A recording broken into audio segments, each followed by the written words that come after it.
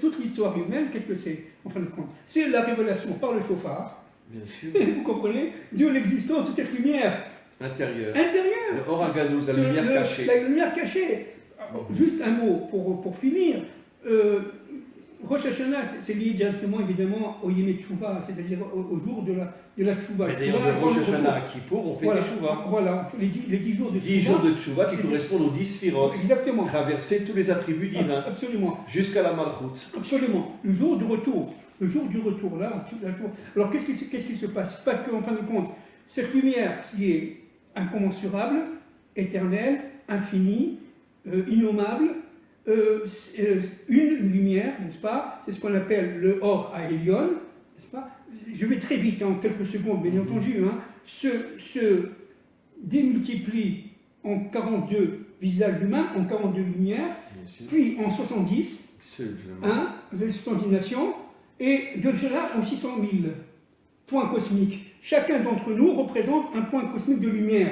C'est la lumière qui est en nous, c'est la lumière qui est en nous. Vous comprenez? C'est une lumière divine, complètement divine, extrêmement forte, mais cachée. Mais cachée.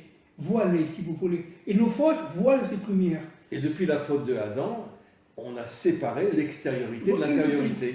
Et aujourd'hui, la séparation entre l'homme et la femme, ce qui est plus forte que jamais dans toute l'histoire humaine, c'est bien sûr nos dirigeants qui font tout pour séparer l'homme de la femme, pour empêcher l'union entre Tiferet et Malchut. C'est exactement ça.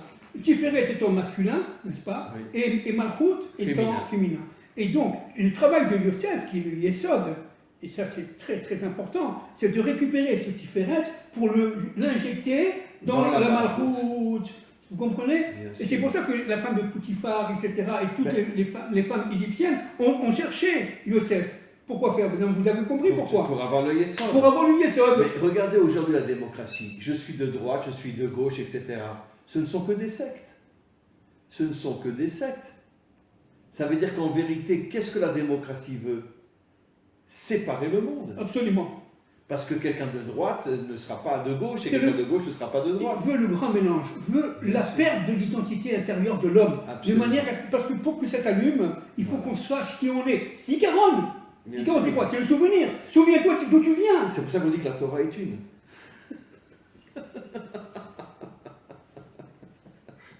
D'où tu viens. La Torah est tunisienne. Non. La Torah est une. Non, la Torah est ashkénaze. Non, elle ne peut pas être ashkénaze, la Torah. C'est impossible. Elle est forcément sfarade. Et le prophète Obadiah dit clairement que la famille royale est partie en sfarade. Yehuda est parti en sfarade, oui, absolument. Voilà.